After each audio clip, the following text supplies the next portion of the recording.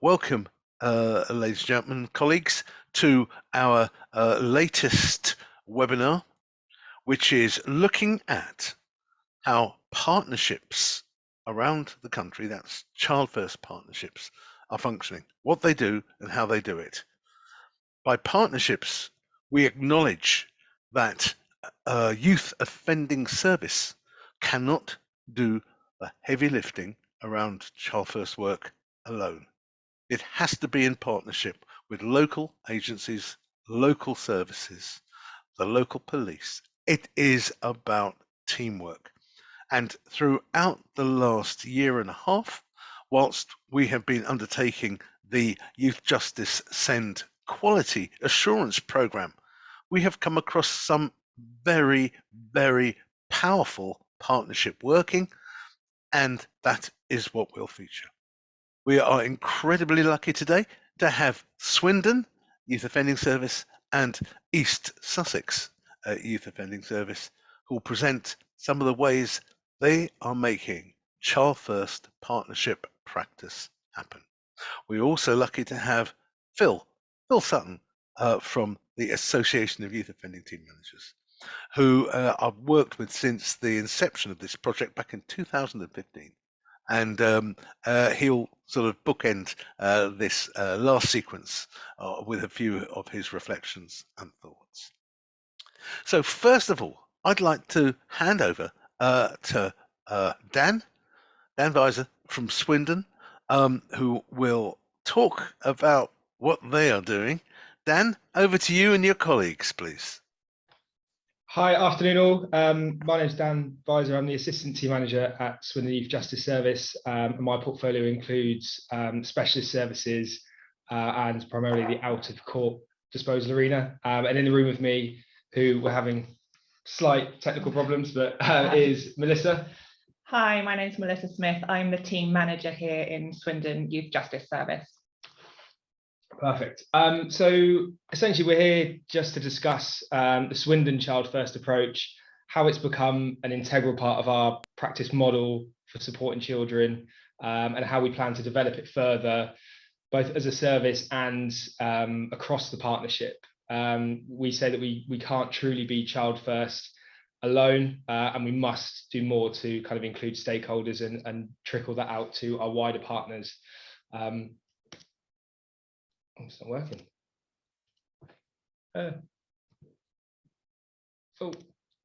Okay, so just areas that we're going to reflect on very briefly this afternoon. So the evidence base around Child First and identity development. I know we've covered that in previous webinars, but just wanted to focus on what Swindon are doing as part of our practice model and how that has an impact on our policies, practices, not just within the service, but across the partnership. The YJS practice model around giving children fresh air and our essentially the shift in identity that we want to provide children that are open to the service. What we've specifically done and our future plans around being a Child First Centre of Excellence. So essentially this is the Swindon practice model. This encapsulates everything that we do, not just as a service, but across the partnership. We have a solid practice model around this so that every child, if they're open to an early intervention style turnaround support all the way up to statutory disposals, post-court DTOs, etc., will have the same level of service. So we have our partners on board from social care, policing, education, health, liaison and diversion at the very start of this. So our daily risk briefing. All of our children are flagged on the police system as open to the service, and that is not for a direct policing response, but so that we can receive information the day of or the day after something has happened, so a contact with the police, whether they're a victim, an intelligence submission, an arrest, etc. And then managers from across the partnership that I just mentioned will come together to discuss actions and take anything forward that we need to, again, as a team, as a service, as a partnership. We move on to kind of sentence planning and disposal decision making. So this again is multi-agency and partner driven. All of these parts of the service model have terms of reference and a kind of outline of what each agency is going to bring. So this encapsulates a multi-agency level of decision making, information gathering, not duplicating work, supporting wider partners, and in turn them supporting us to kind of really drive that child first identity kind of driven work.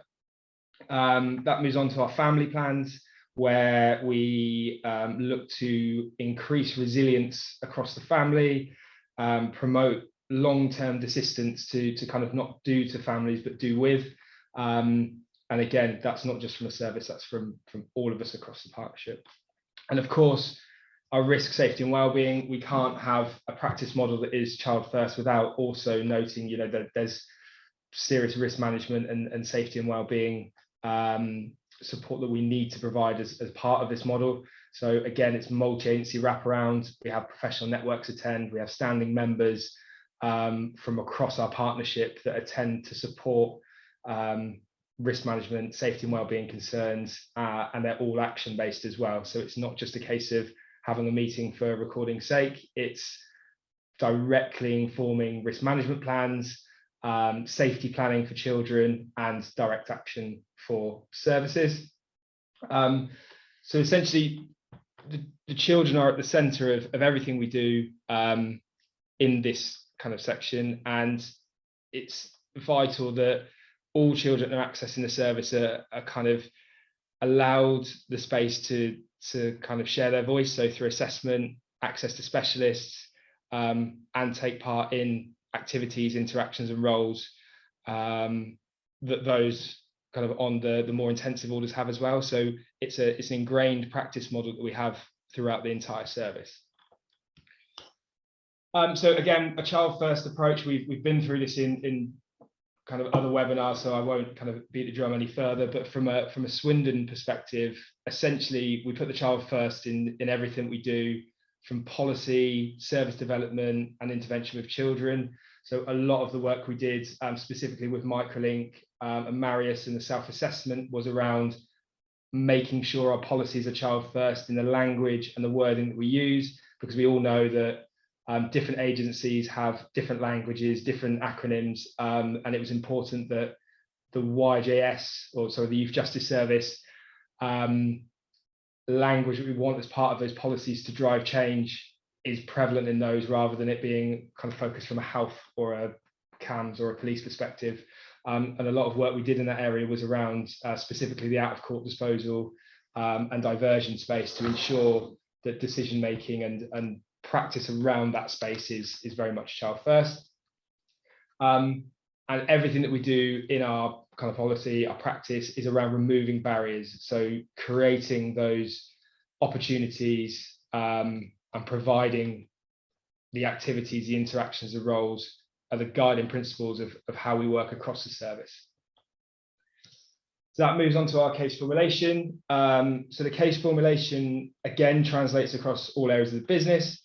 It's enabled us as a service to ensure that assessments, plans and intervention are all individual and tailored, but consistent in our approach. So it's allowed us to have a specific formulation, understanding historic factors, things that were leading up to the offence or the behaviour, things that were happening at the time of the offence, and things that continue to be an issue or cause concern. It really allows us to have a consistent approach to how we are going to manage children, support them on their intervention journey, and ensure that parents, wider networks can kind of be on that path with them, so that again we are kind of building that resilience for long-term assistance. And the last section on our case formulation, something that we hold very dear, and the most important part of that case formulation is our protective factors. So everything from an intervention and a plan focus must be strengths-based. We need to be looking for positive, future, tangible goals that families, children in particular, can kind of reach out to and kind of really hold on to. That takes on to our kind of identity development. So all of our planning and intervention should focus on identity shifts. Essentially, we're empowering children to shift their thinking to positive thinking and positive choices, have a pro-social mindset rather than a pro-offending. And the shift should be formed through giving children what we call fresh air. So activities, interactions and roles that can provide those long-term persistence, resilience opportunities. It's around allowing children to feel loved, needed, wanted, and valued, to have that positive identity and mindset through our intervention and what we put in place for them. So evidence base around constructively working with children. So our framework across the service is around constructive support through personal and the structural wider network support. Our 5 C's that complement our case formulation around being co-created and customized, being the most important part of what we do.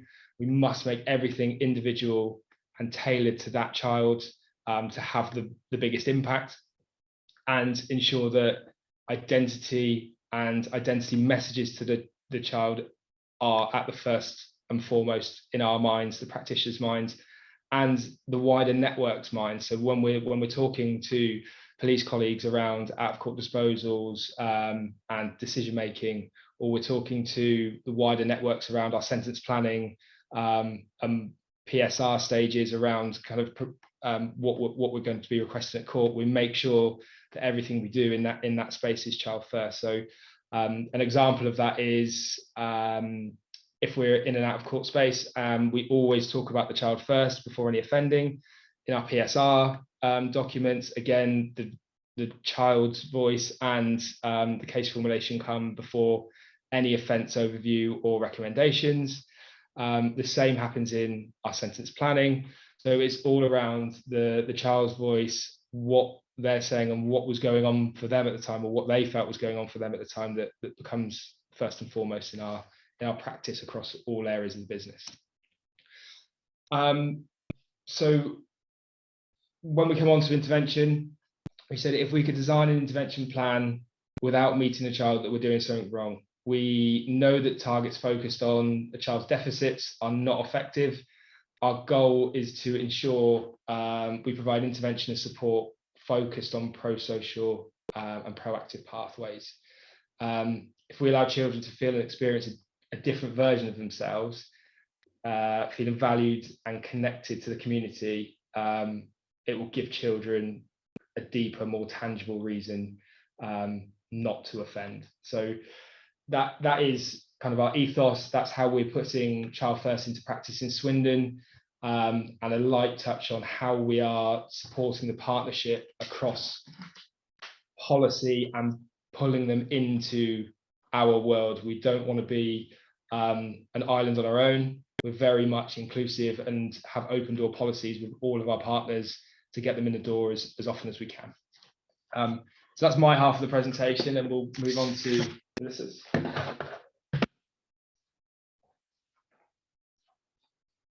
Thank you, Dan.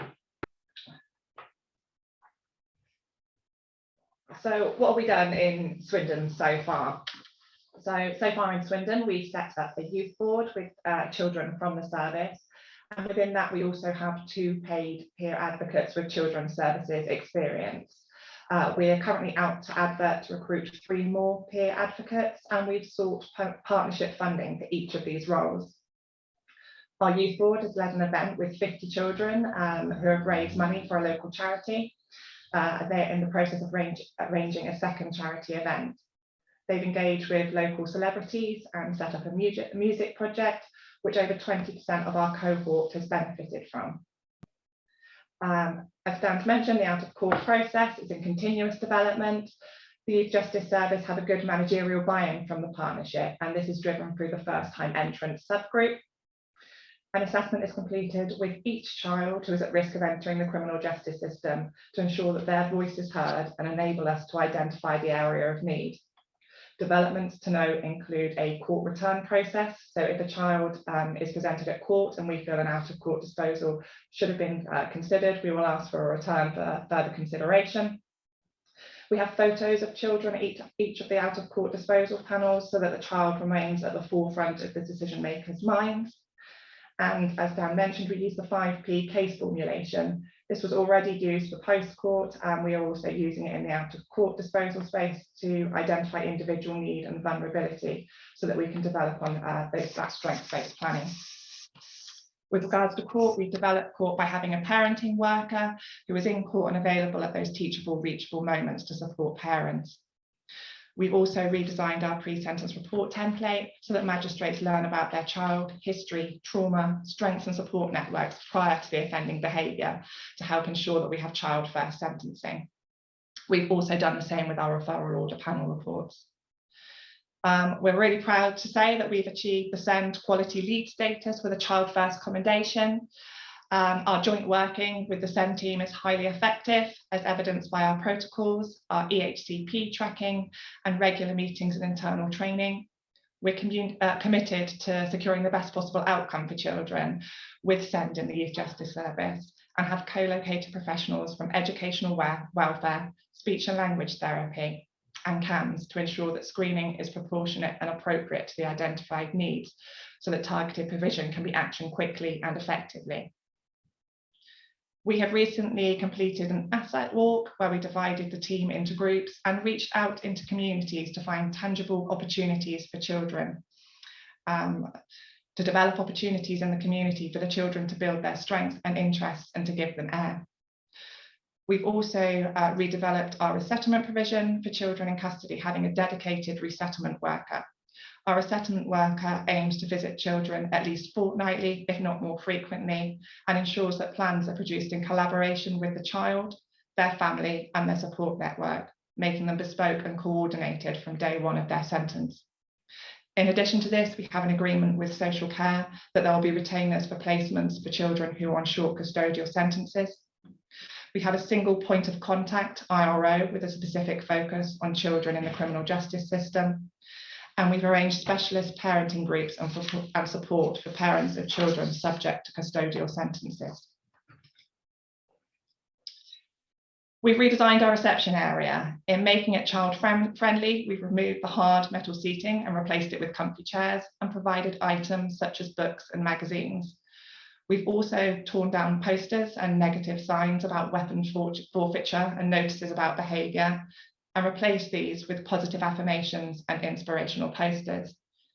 It's really important to note at this point that in the 2 years since this change has been made, there's not been a single incident of criminal damage within our Youth Justice Services reception. In response to the cost of living crisis, we've created a room of kindness, which has donations of clothes, books, slow cookers, heaters and blankets. Anyone open to our service is able to help themselves to what they need, no questions asked. Interestingly, the most popular items are blankets, which have no running costs in keeping people warm. In making this room, we used a small room within our service reception area, which children had fed back, made them feel like they were in the police station again due to the size of the room. As soon as we heard that information, we decided we could not use that room with children anymore on a one-to-one capacity, and then instead used it as our kindness room.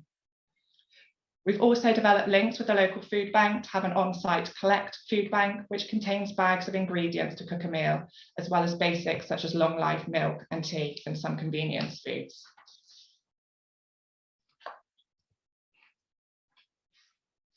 The children that we are working with are all experts by experience. By creating roles and opportunities for them to support others, it supports personal desistance and the desistance of others. Children can help others by being a role model. And in Swindon, we're looking for opportunities, some of which that we're already using are a football coaching programme so that our children can help support and coach other younger children in football. We also currently have the Swin Dog Walk, where giant balloon dogs are positioned across Swindon. We were lucky enough to decorate one of those Swin Putts, and we're continuing to work with the trail by asking our children to take other younger children on the trail, elderly residents of Swindon and some Swindon Borough staff. We're looking at paying them for doing this. As Dan mentioned, it's important to help support children to be a different version of themselves. And a great example that I like to share of this is a staff member who was looking for a new car. They were working with a child who was very interested in motor vehicles, and they shared with them that they needed a new car that was going to be safe for their 2 young children, that was in a particular insurance category and had a particular mile per gallon rating. They did some research to begin with, and then the child and the case manager went to car showrooms to look at what car would be most suitable. This really gave the child a voice and made them feel valued and listened to. We're looking at providing children with opportunities for employment, and we'll be doing that through the skills mill and the food van, which I will come on to later. We're also employing children in the peer advocates roles. In any of our developments in the service, we ask for our children to be involved. An example of this is how we've credited reparation hours for children working with us to review and design interventions. This has included weapons awareness, driving awareness, and the Girls Group programme. So why participation and why a youth board? We're interested in participation as a model for roles and interaction for identity development. Swindon previously had a limited youth voice in the Youth Justice Service, despite it having one in other areas of the Borough Council. We found that children in the Youth Justice Service often won't engage with the groups that were already running, and we had the responsibility to give them a voice. The service will not address wicked problems without stopping to listen to those who need our help. Our children are the most resilient and skilled children you will ever meet. A couple of examples of projects in the pipeline include our peer advocates doing a joint piece of work with Leaders Unlocked over the summer around youth violence. They also have aspirations of delivering trauma-informed training to the police to support with relationship building and child-first practice. They're in the process of trying to arrange this through our seconded Youth Justice Service police staff. Since implementing participation as a strategic priority and an operational reality, we have seen a reduction in reoffending, a reduced post-court cohort size, increased engagement, and a reduction in first-time entrants.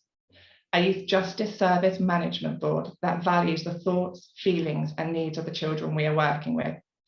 Through their attendance at our Yacht Management Board, the children themselves are strongly influencing our partners by talking about their experiences, their aspirations, and their needs.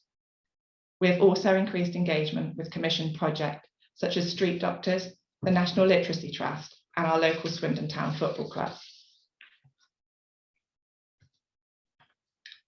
So what's next for us here in Swindon?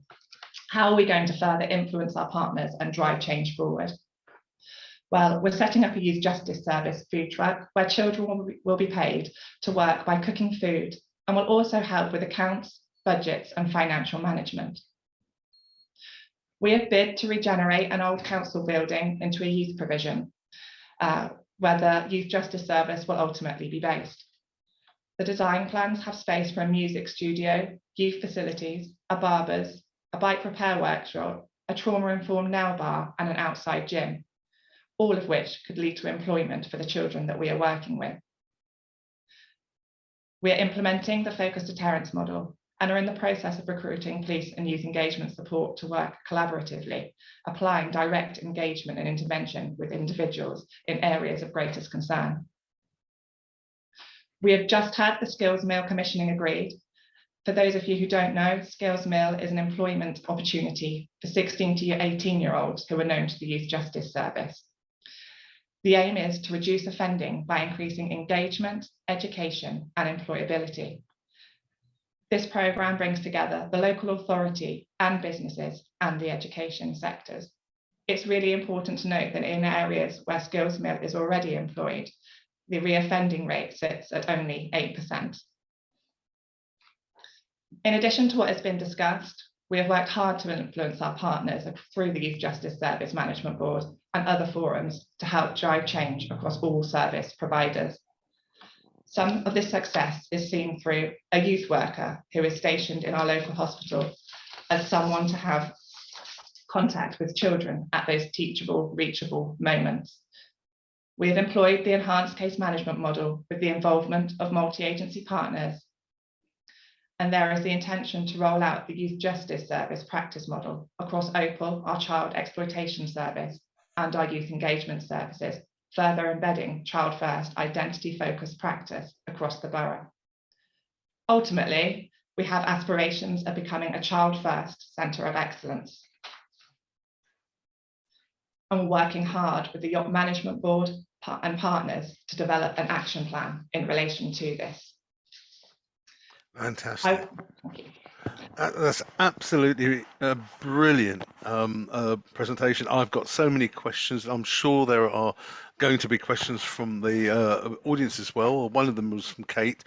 Cat Brooklyn, I'd love you to think about while we're having the East Sussex presentation. The question was, I would be interested to know how you've engaged with partners in court around child first, particularly in buildings and waiting areas. So something for us all to think about. But moving swiftly on, I would love now to introduce Nicola and her team from East Sussex. I think Swindon mentioned something about reachable and teachable, and sadly, sometimes some of our schools are not activating the reachable, teachable side of things.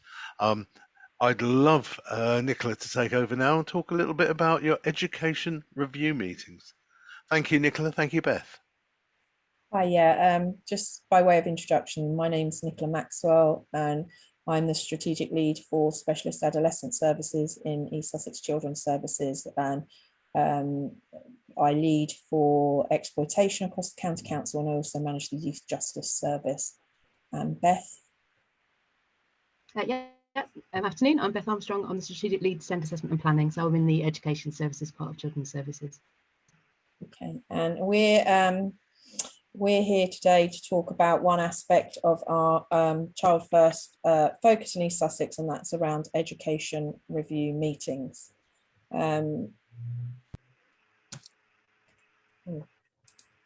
Sorry, I'm having trouble moving the slides on. Oh, here we go. Yeah, so we heard really powerfully and really impressively from colleagues in Swindon about how they're looking to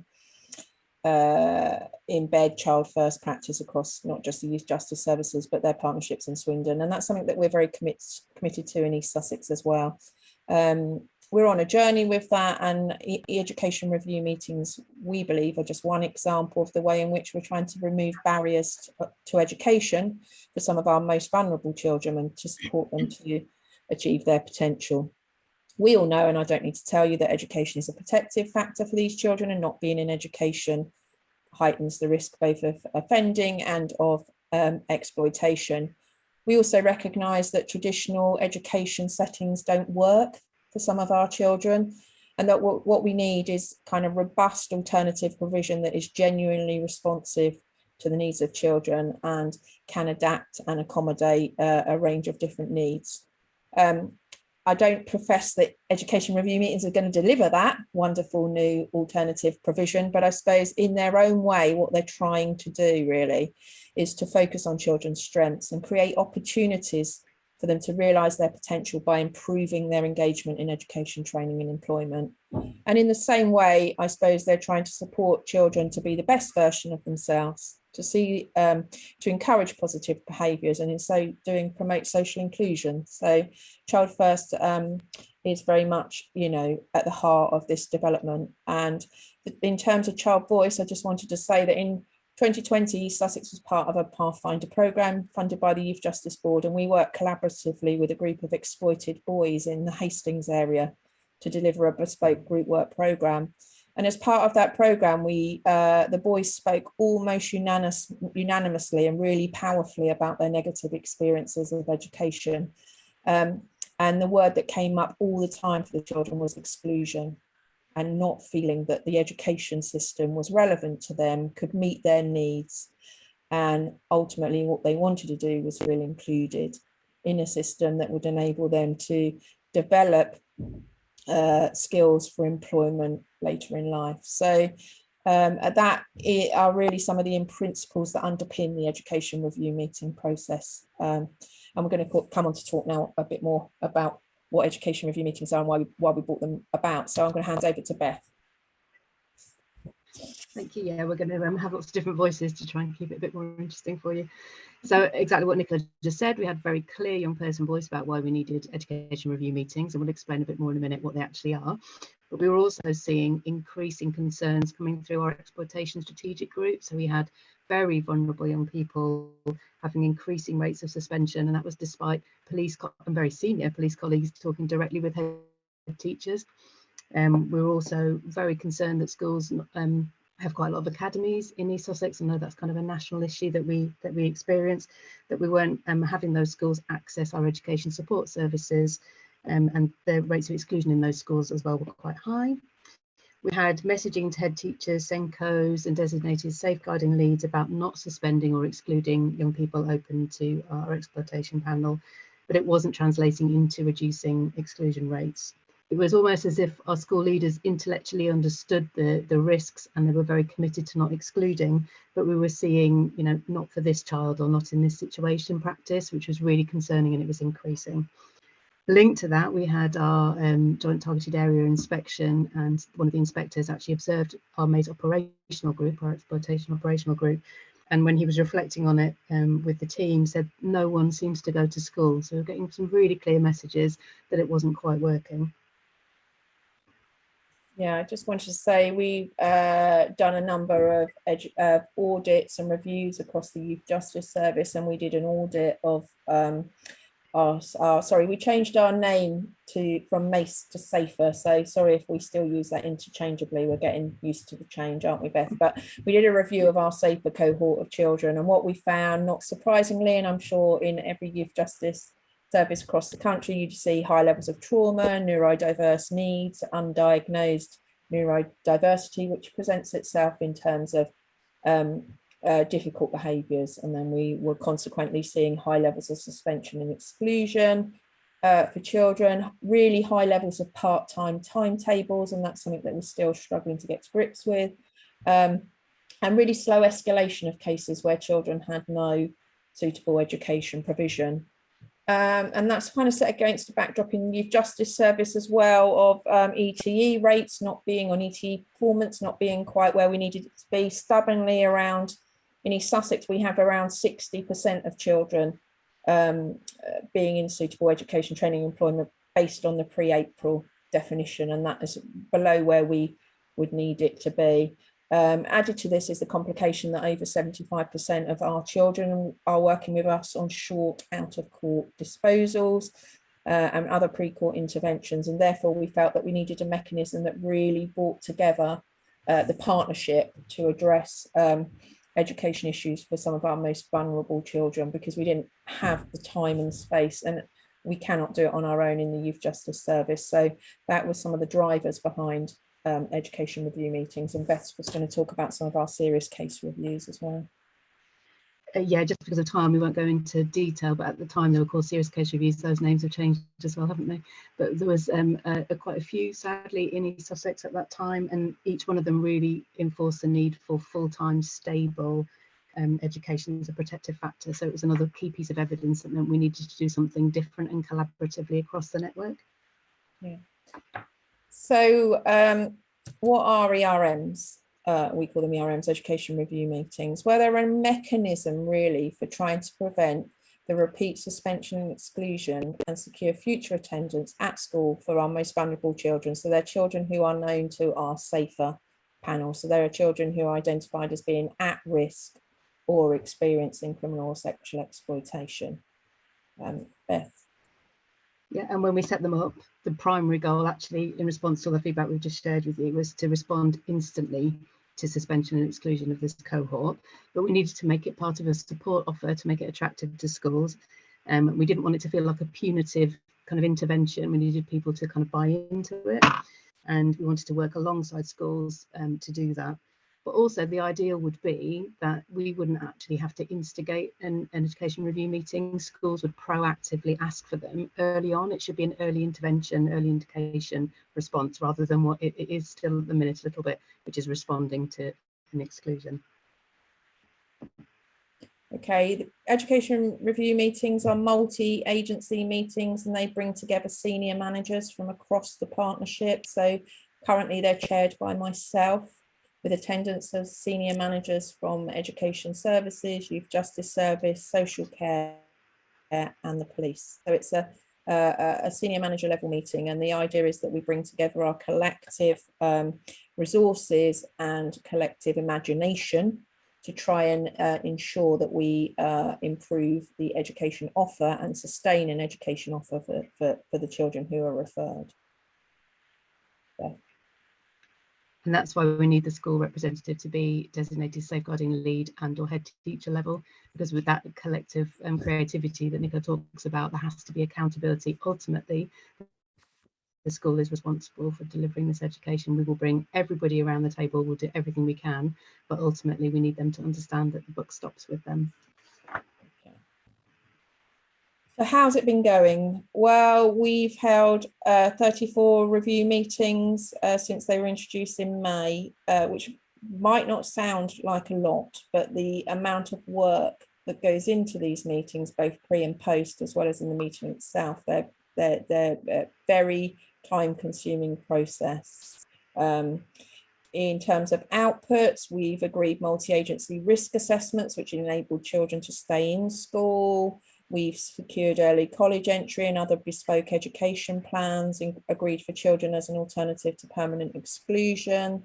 And they are alternative provisions that extend beyond our pupil referral units. So we've tried to be as creative as possible to obtain provision for children that meets their strengths, their needs and their wishes, which would include provisions around sport, music, forest school, all kinds of provisions we've tried to kind of tap into to complement academic provision and ensure that we prevent exclusion. We consistently challenge the use of part-time timetables and have agreed bespoke packages that sit around a part-time timetable to ensure that children are attending full-time. In all the cases where we've held an ERM, we have improved attendance and engagement, and that's with significant support of the professional network. You know, we have workers supporting children to get to school, supporting children in school. I mean, the really clear message into schools around this is that it's not that we're leaving schools to deal with this on their own, that as a partnership, we can dedicate resources to supporting a school to sustain a child. And we've also, through our turnaround funding in East Sussex, we've embedded a youth justice practitioner in our pupil referral network. So they're actually based in the school, supporting children's engagement in a really, really practical, hands-on way, which has proved to be very, very successful with that cohort of children. So Beth's going to talk a bit more about some of the feedback that we've had.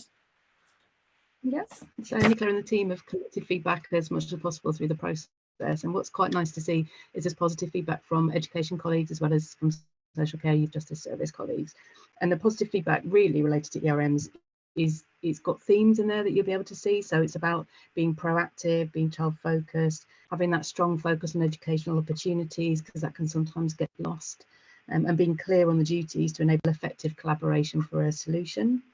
And what you can see from the feedback there as well is the benefits to the young person that's being discussed at the ERM, which is the most important thing. But there's also wider benefits for services and agencies and providers understanding each other's responsibilities, but also their limitations, what they may legally be able to do or not, what was in their funding kind of boundaries that they have. So because they've got that greater understanding of how each other works, there's much more effective joint working, both in these cases, but wider across both services, which is really, really good to see. Yeah, and I just thought it'd be really helpful. I hope we've got time. I just wanted to share a couple of case studies with people just to kind of really bring it alive. The first case study I wanted to talk to you about was a 15-year-old boy who was dual registered attending a 14 to 16 college provision. He was arrested outside of school for a group offence which involved the stabbing of a homeless man. And the college took the immediate decision to end his placement at the provision on the basis of risk. The social worker was able to alert me as the SAFER chair, and we were able to arrange an ERM within 3 days of the incident. The purpose of the meeting really was to consider the risk posed by the child in the college setting and think about how we could mitigate and manage those to enable him to return to college. The meeting was attended by senior police officers, youth justice service managers, the assistant principal of the college, the social worker, and the education East Sussex County Council exclusion prevention officer. As part of the meeting, we were able to agree a risk management plan, which included kind of daily bag searches, liaison between the college and the police. The social worker will support travel to and from college to minimise the opportunities for this child to meet other children in the community. And ultimately, the child was able to return to college within 48 hours, which was amazing. He continued to attend without incident. And as part of this process as well, we also identified this child for early transition work, and one of our youth employability service advisors who support our 16 to 18 cohort was allocated to him to support him in making that transition to post-16 education. I think that's a really kind of strong example of where the meeting process has really helped sustain that child in college. Otherwise, his placement would have been ended and he would have been returned to his school placement or to the pupil referral unit, neither of which would have been the best option for this boy going forward. Another quick case study I wanted to share with you is a 13-year-old boy attending a mainstream school but at risk of exclusion due to high levels of criminality and community impact. Not surprisingly, significant speech and language issues were identified, as well as cognitive issues, largely due to the fact that he'd missed, a significant amount of his education. Attendance and engagement in school was poor, and he actually had bail conditions that prevented him contacting a number of the other pupils in the school. What the school had done in an effort to try and avoid an exclusion is instigated a part-time kind of bespoke timetable, but perhaps not unfamiliar to some of you. This completely removed any association with his peers. So he was invited to go into school at times when no other children were there.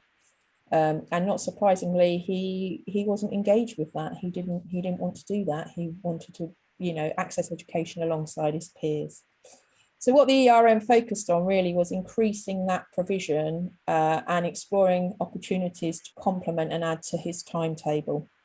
And as part of the meeting process, the Youth Justice Service and the virtual school agreed to fund a 6-week music placement, and a Youth Justice Service worker supported him to attend. That was really, really positive. This timetable was also tweaked to reduce ASB incidents at particular times of the day. Other schools were reporting that this child was turning up at their school and being involved in ASB outside their school. So we tweaked his timetable to try and prevent that. And progress against the plan was monitored through review ERM meetings. And although the child is now attending in an alternative provision full time, his engagement has significantly improved. His attendance is over 80% now. More significantly, perhaps in terms of community impact, his criminality is reduced and his family relationships have much improved, because previously he just wasn't going to school and he was in the home all day, and that was causing tension within the home. But family relationships have much improved. The child is just much more engaged and his presentation is much improved. So they're just a couple of case studies. I'm conscious of the time, so I just quickly wanted to say what else we've done around ERMs. They obviously don't exist in isolation. What we've done is provided regular training and briefing across our children's social care, including education around the risks of non-attendance at school for children involved in exploitation and the risks associated with disengagement with education, and the benefits of improving attendance at school. We have a seconded worker. Our education coordinator in the Youth Justice Service is now seconded from our education support and behaviour and attendance service, which provides real connectivity back to education from the Youth Justice Service. We've reviewed our own internal escalation process, and we've written a whole Youth Justice Service escalation policy, which includes the provision of what we call YEEPs, which are Yacht Education Escalation Panels, which are very similar to ERMs, but for children within the Youth Justice Service. And we now have regular attendance of schools at our safer panels, so they attend for their particular child, and it really helps with the immediate sharing of information between schools and other agencies. And what we haven't seen is that information being used as a mechanism for excluding more children. Actually, what we've seen is that information being used to support continued engagement in school. And just quickly, Beth's going to talk you through kind of what else we're going to do. Yeah, just in the last 2 minutes. So where next? Because we're always trying to kind of improve our impact. So and I hope too many of you don't recognise this, and it should not be this way at all, but some school leaders haven't really engaged with the Youth Justice Service because they will only speak to someone in education, to use an almost direct quote. And it shouldn't be that way, but we need to try and find a way around that. So we're looking at who should be chairing these ERMs to raise a profile with schools. We're thinking if it's a senior manager in an education support service, it takes away that barrier, but also it raises that profile, which will stop that happening. For the number of children that we don't have in full-time ETE, we'd expect more YEEPs that Nicola was just speaking about to be held. So we want to just review that internal escalation process within YGS. We've also just had an education division restructure, and we're relaunching all our approaches and messages to schools. So it's a good time to really get a consistent understanding of the best way to support this cohort and when alternative provision is appropriate. That actually belonging is really, really important to this cohort. So it should only be alternative provision if it's suitable, it's full-time, and it's not adding risk. And it's actually increasing a sense of belonging, not another rejection. And we feel quite strongly about that. So it's a good time to get that message out there. It's also the right time to review at the moment. I don't know if you had a chance to say, but the education coordinator within the Youth Justice Service is seconded from our behaviour service in the education side, and that's been really effective. But now we've really improved all the links across. It might be the right time to have full-time member of staff actually in the Youth Justice Service with those improved links, but we're going to be looking at that. And as I say, education services restructure means staff are moving around, and we wouldn't want a process like this to just rely on a few really motivated people. We need this embedded across everybody, and that's what we're looking at next. That's really, really important. Yeah, back to you, Marius. Wow, guys, fantastic. We had some amazing presentations there from East Sussex and before that Swindon. Thank you so much. If you have a question, please, or an observation, something that actually rocked your boat, please put it in the chat pane. It'll be lovely to hear your points of view. The first question was raised earlier by Kat, and it's for Dan and the team really, and this was about child first practice in the court system with respects to buildings, waiting areas, anything like that. It's an interesting one, isn't it? Because the formality, the coldness, almost like the brutality that can sometimes exist in those areas can tip an already hyper-vigilant child into meltdown. Any observations on that? I'll go to Dan and Beth. Yeah, sure. So I think it's fair to say the first instance, we've still got some work to do with court colleagues around physical buildings, waiting rooms, etc. But something where we found we had we kind of really got the kind of magistrates, in particular staff on board, was through liaising with the lead magistrate that sat on the yacht management board. We've made a real effort to meet with all of the magistrates as part of their training days twice a year. And within those meetings, rather than it be kind of stats and figures based, which it was previously, we tried to deliver not necessarily training, but overviews of what we're doing in different parts of the Youth Justice Service to give them a really good oversight of what the out of court court return looked like, what our out of court provision is and the intervention delivered, what changes we've made in the PSR template, etc., just so that they have the context and background of everything that we're trying to implement. And we've just had much more buy-in from staff, so that's kind of built the foundations for future work going on.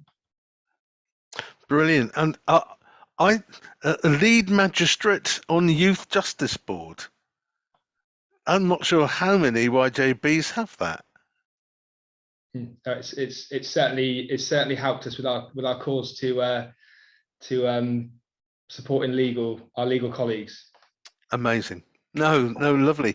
And actually, Nicola and Dan, for both of you, both impressive response times to needs.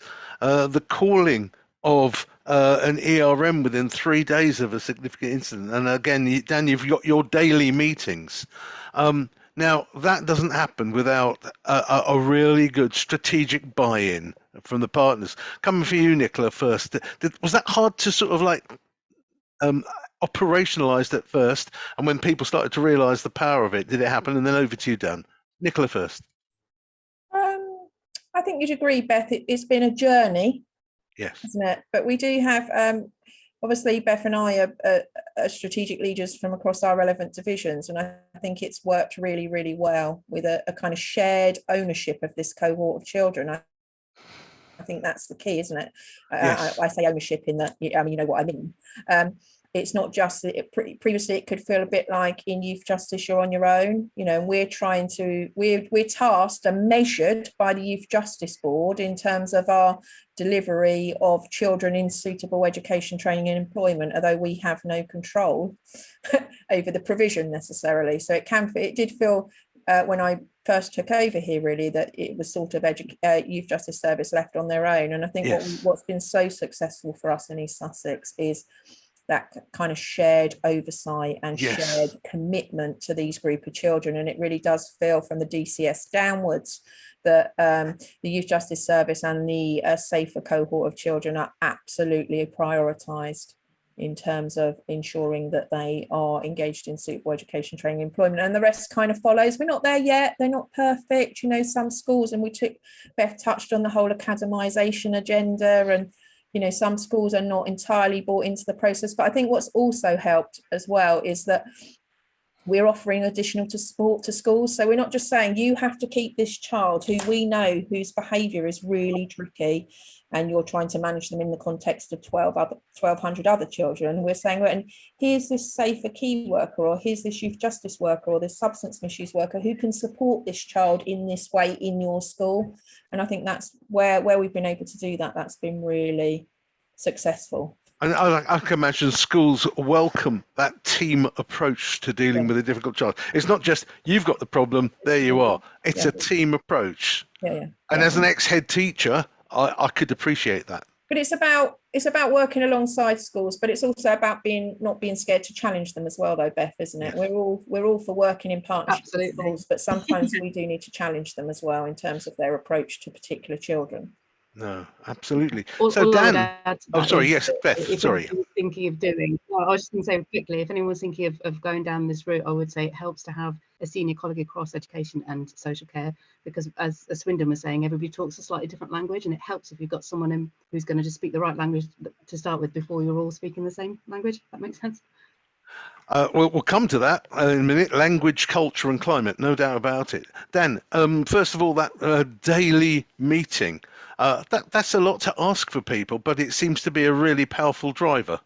Yeah, absolutely. I think it's certainly not been an easy task either for the daily risk briefing, sentence planning, decision-making panels, risk, safety and wellbeing. We've had to have an engaged board and forward-thinking partners, which I think we have in Swindon. And what we found that was most attractive was having an actions focused kind of meeting where we weren't sitting in a meeting for meeting's sake and discussing the issues and problems that would have been discussed in a chin or a strat, etc. Our daily risk briefing is 15 to 20 minutes maximum in the morning. We go through all the children. We have very brief actions for case managers, professional networks, or mass reviews, etc. We don't kind of go into the nth degree, and if there's wider support that we need to put in place, then that kind of happens outside of that. So with our daily risk briefing, we keep it short and sweet. We have the right partners around the table to provide the information we need to get the intelligence or the actions out to the relevant professional networks. And then with sentence planning and decision-making panels, we made sure we have standing partners, so management level standing partners from across the partnership, as well as the professional networks. And that's really helped our engagement, because if we have a social care manager, for example, attending the panel, then the expectation is automatically there on the professional network, etc., to give us a much better overview and that kind of operational thinking rather than just the strategic. And then the actions, the risk management and the safety planning that come out of all of those meetings are proactive and designed to fit in with the wider plans, etc. So I think we've managed to get buy-in at board and then keep it operational by having actionable meetings, etc. Absolutely. Now, we're coming near the end, and I'll be asking Phil from AYM to complete. Some delegates have been really excited by this and would like to know more and wanted people's emails addresses. So thank you very much, Beth and Nicola, for putting your email addresses in. If Dan wouldn't mind putting your email addresses in. Before I go to Phil, I'll just go to Mike O'Connor from Swindon to say something about the parenting offer in court, very briefly, and then I'll have Phil finishing off. So, Michael, please. Marius, I was trying to stay silent today. I was really enjoying sitting here, just relaxing and listening to the guys. But anyway, yeah, very, very briefly, just in response to the court piece, as Dan said, long way to go with furniture and the environment. But what we have done is we've moved a lot of our offer up front into the courtroom and to the court building. The intention of that is parents are angry, frightened, ashamed, embarrassed, all those feelings about their children in the courtroom, and we put a friendly face alongside them that puts the arm around them and basically says, I'm here to support you, I'm here to make sure you understand what's happening, but also help you going forward. And the engagement rates we've seen for parenting interventions for children in Swindon Youth Justice Service are almost double what they were if we called them 2 weeks later and said, would you like to come on a parenting course? So that relational aspect to that work, which we would describe as part of our child first approach, has been really key. Lovely. Thank you so much, Michael. I hope you all extend massive thanks to our panelists. Just to finish off with, I'll turn into Phil Sutton from AYM. Thank you, Phil. Hi, hello everybody, and thanks for your contributions today, and thank you, Marius, for setting up this series of webinars and for inviting me to speak today. So, just a little bit about me. I've spent all my career really working in the youth justice system, and was the first manager of one of the pilot yachts back in 1998. It's actually your neighbours in East Sussex. I was in Hampshire, so looking after Hampshire's youth vending team, and contemporary with your first yacht manager, John Hawkins, who was at East Sussex and very much a part of AYM while he was alive. So I've just been blown away really by the progress of the youth justice system over the last, I guess, 10 years in particular. And what I've seen evidence today gives me kind of great heart for the future, really. And when Marius and I set up the Youth Justice Send Awards, it was, I guess, 7 years ago now, Marius. Yep. We were determined to try and find a way not just of recognising good practice, but also sharing it, making sure that the lessons that one area learned were kind of passed on and could be developed in other areas. And it was quite hard to do that because managers are so wrapped up in the day-to-day, and it's quite hard sometimes to look outside your geographical boundaries and hear what others are doing. So I think these webinars have been a great start in making that happen, and I think we've had six or eight areas who've been willing to share their experiences, and I really hope that we can continue to do that. We hope to launch another set of webinars in the next school year, and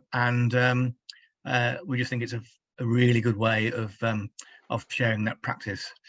In fact, we had a conversation this morning about where do we go now with the Youth Justice Send Awards, because maybe it's not just about children with special educational needs and disabilities anymore. It's about all our children and how we develop and improve services for all of them. And Send Awards have been were great in their time, but maybe we need to think about how we develop that further in the future. So we're promoting, recognising the good practice that is going on with all children. So we're going to have some conversations about that. We're going to have some conversations about how we maintain and develop the fantastic start that we've made in these webinars. And I think it's a really exciting time to be involved in the youth justice system. And no wonder that the last annual report of the inspectorate acknowledged, I think 70% of youth justice services around the country are now good or outstanding, which is really quite a remarkable place to be when inspectors can look across the country and see so many services doing so many good things, to not just to prevent offending, but to help children to reach their full potential. So thanks again. Thank you, Marius, for initiating this and keeping it going. I'm going to do a piece in the we have a monthly bulletin in the Association of Yacht Managers, so I'll put something in the August bulletin summarising all the activity over this series and flagging it up so that more and more people engage next time. Absolutely. So there was a question really about availability. The idea is that anybody who subscribes to a workshop like this one, during the summer, we are curating all of the presentations that have been done and the notes that go with them. They will be available on a website to people who subscribe, a list so that you can go to any of those presentations, watch the presentations and download the notes. They have been tremendous, nothing short of tremendous. Nothing inspires frontline professionals like other frontline professionals. And yes, in the autumn, we will continue with this series. My thanks to Swindon, my thanks to East Sussex.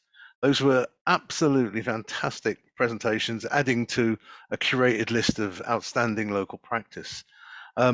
To everybody who's attended this webinar and to everyone who'll be watching it as well afterwards. We have over 200 individuals on our circulation list. I wish you a pleasant summer and we'll be back in the autumn. Thank you, everybody. Thank you very much for your time.